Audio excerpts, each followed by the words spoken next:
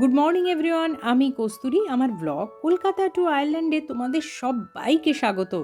ওই দেখো, আমি জানলা খুলে ফেলেছি, আর বাইরেটা একবার দেখছো তো কত চলছে জানো?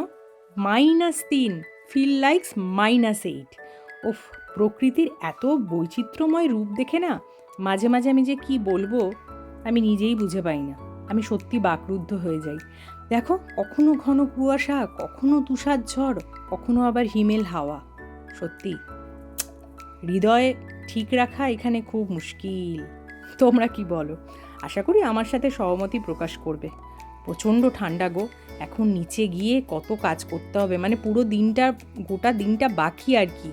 আর এটা দেখে আর নিচে যেতে ইচ্ছা করছে না, কিন্তু উপায় কি, যেতে তো হবেই। ওফ, চলো দেখো আমি কি কি করি, আজকে সারাদিন কিভাবে কাটাই। আমার সঙ্গে থাকো, চলে এসো।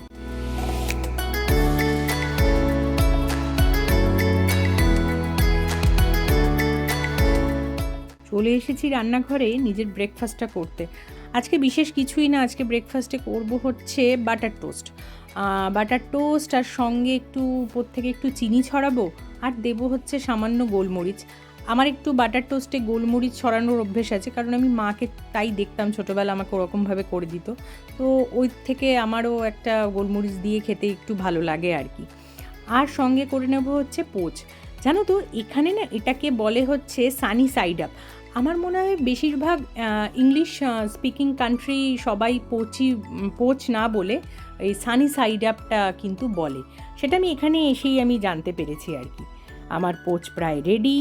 চলো এটাকে প্লেটে নিয়ে নিই।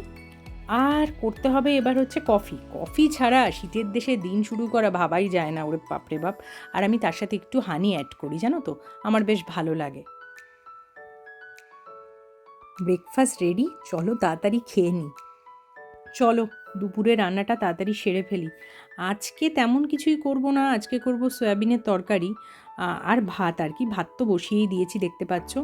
আর আমি এখন সয়াবিনটা আসলে প্রেশারেই সেদ্ধ করব। নর্মালি কলকাতায় সেটা করতাম না, কিন্তু আজকে একটু তাড়াতাড়ি করব বলে সেহেতু প্রেশারে সেদ্ধ করতে বসিয়ে দিয়েছি। আর একটু হলুদ দিয়ে নিই, তাহলে কি কালারটা না ভেতর অবধি যায় আর কি, সেই জন্যে আর কি। দুটো সিটি দিলেই হয়ে যাবে। আর আমি সয়াবিনটা নিরামিষভাবে বানাবো, তাই একটু জিরে, আদা, টমেটো আর কাঁচা লঙ্কা দিলাম। আমার প্রায় মশলাটা তৈরি। এদিকে সয়াবিন সেদ্ধ হয়ে গেছে। আর তেলের মধ্যে আমি সবসময় একটু হলুদ আর নুন দিয়ে দিই। মা বলে এটা দেওয়া উচিত, তাহলে বেশি আর তেল ছিটকে গায়ে আসে না আর কি। মা যেটা বলে, মানে এরা অনেক এক্সপিরিয়েন্স আর কি, মা, কাকিমা, আমার শাশুড়ি, যে যেটা বলে আমাকে আমি সেটা শোনার চেষ্টা করি। কারণ দেখো, আমি নতুন মানে ঢুকেছি হেসেলে, আগে তো আমার কখনো মানে হেসেলের সঙ্গে আমার সেভাবে মানে কি বলবো, রেগুলার যাতায়াত ছিল না আর কি, এই বিয়ের পর থেকে আর কি ঘটেছে। তো আমার না একটা জিনিস রান্না করতে করতে মনে হয়েছে জানো তো, যে রান্না এমন একটা জিনিস, এটাতে না ডে বাই ডে তোমার ইম্প্রোভাইজ হয়। আর এটা না একটা শিল্পের মতন, মানে আমি তোমাকে কি বলবো, মানে এক একজনের হাতে এক এক রকমের জাদু, এক এক রকমের টেস্ট। ইভেন তুমিও যদি এক রান্না ডেলি করো, তোমার কিন্তু একরকম টেস্ট হবে না, এভরিডে একটা ডিফারেন্ট টেস্ট হবে আর কি। তো আমার মনে হয় এটা মানে একটা ইন্টারেস্টিং একটা সাবজেক্ট, আমার কিন্তু বেশ করতে ভালোই লাগে। আর এই দেখো, প্রায় কথা বলতে বলতে রান্না শেষের মুখে, আমি একটু দই দিয়ে নিয়েছি। আর ভালো করে কষানো প্রায় হয়ে গেছে আর কি। এবার নামানোর মুখে দেব হচ্ছে গরম মশলা। আমি এখানে শানের গরম মশলাটা ইউজ করি, এটা কিন্তু সত্যিই খুব ভালো। আর প্রায় শেষ, দেখতেই পাচ্ছ। খুব খিদে পেয়ে গেছে গো, তাই খেতে বসে পড়েছি। আজকে আমি আগেই খেয়ে নিচ্ছি, বর পরে খাবে। আর এই দেখো, এরা কিন্তু সবাই বেরিয়ে পড়েছে বাচ্চাদের নিয়ে। এখানে কিন্তু আমি দেখেছি জানো তো, যত ঠান্ডায় পড়ুক না কেন, এরা কিন্তু বাচ্চাদেরকে নিয়ে না হাঁটতে বেরায়। আমার মনে হয় এটা ওয়েদারের সাথে ওদেরকে স্যুট করায়, হতে পারে মেবি, কিন্তু এরা কিন্তু হাঁটার এই অভ্যেসটা এদের আছে। আমি আজকে একটু বিকালবেলা হাঁটতে বেরিয়েছি, কারণ আমার অনেক দিন না হাঁটাটা হচ্ছে না। আর না হাঁটলে না সেটা সত্যিই শরীরের পক্ষে খুব খারাপ। হাঁটাটা সত্যি একটু উচিত, কারণ আমি কিন্তু এখানে দেখেছি এরা কিন্তু, মানে আমি আইরিশদের কথা বলছি, এরা কিন্তু যত ঠান্ডা হোক, মানে বৃষ্টি হোক, এরা কিন্তু সবাই হাঁটতে কিন্তু বেরায়। আর এই দেখো, দেখেছো তো আমার হাতে আমি একটু বরফ তুলে নিলাম, বেশ ভালো লাগছে জানো তো। আর পুরো মাঠটা না পুরো সাদা, এরকম একটা হালকা আস্তরণ দেখা যাচ্ছে, দেখতেই পাচ্ছ তোমরা।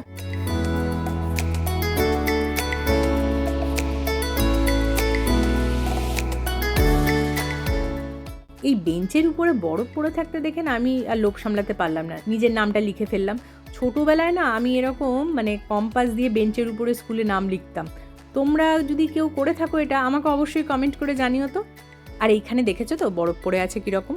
আজকে বলছি না পুরো চারদিক খালি দেখছি পুরো সোসাইটিটা পুরো সাদা সাদা, পুরো সাদা। এইখানে না প্রত্যেকটা পার্কে এরকম করে না ওয়ার্কআউট করার একটা সেট আপ করা থাকে, জানো তো, মানে কেউ যদি চায় তো সে এখানে এসে ওয়ার্কআউট করতে পারে।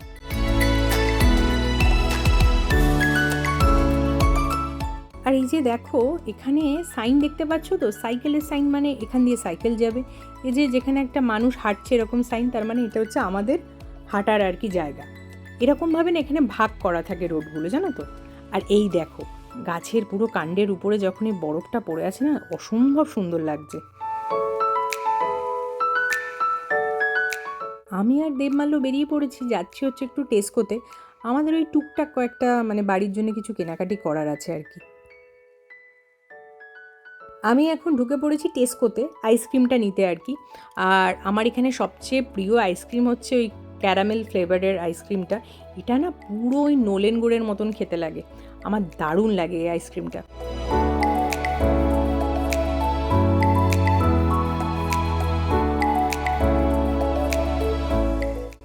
এই দিকটাতে সব ফ্রোজেন পিৎজা আছে, আমি এখান থেকে একটা পিৎজা নিয়ে নেব। আসলে আমার খুব একটা ভালো লাগে না, কিন্তু দেবমাল্য খুব খেতে ভালোবাসে, তো নিয়ে রাখছি, যেদিন একদম কিছু করতে ইচ্ছা করবে না সেদিন পিৎজা খেয়ে নেব আর কি। আসলে একটা ওই সেফটি সাইড হিসাবে একটা নিয়ে রাখা আর কি, বুঝলে তো।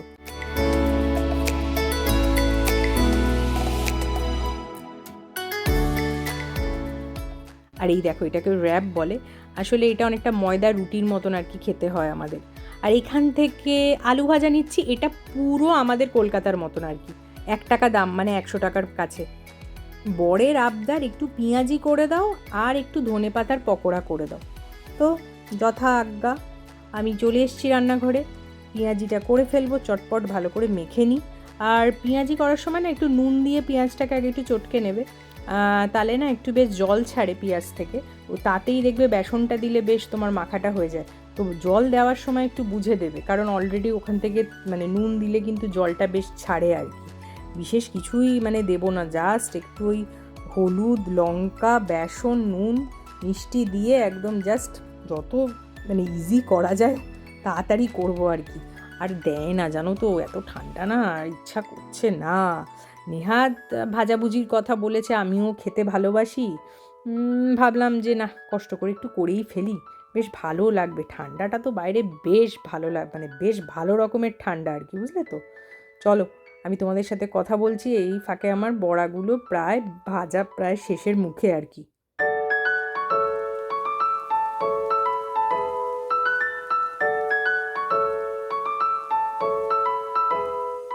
আর শীতকালে দেখবে একটু ওই চপ, একটু পকোড়া, এগুলো খেতে দারুণ লাগে বলো। কলকাতায় কত কিছু পাওয়া যায় বলো আমাদের, সিঙ্গাড়া, ভেজিটেবিল চপ, কত কিছু অপশান বলো আমাদের। কলকাতার মতো কত কথা হবে না, কলকাতা কলকাতা। আমি এখন একটু বানিয়ে নিচ্ছি লিকার চা, আর দিচ্ছি হচ্ছে একটু আদা আর একটু লবঙ্গর গুঁড়ো। আর আমার মা না একটা গোলমরিচ আর তালমিশ্রি দিয়ে একটা গুঁড়ো করে, এটা গলার জন্য খুব উপকারী, তা ওইটা একটু মিশিয়ে নেব আর কি। চা প্রায় রেডি। আর আমার বর খুব ভালোবাসে হচ্ছে লিকার চা খেতে, ও দুধ চার খুব একটা ভক্ত না, তো আজকে সেজন্য ওর কথা মতন লিকার চাই আর কি করছি।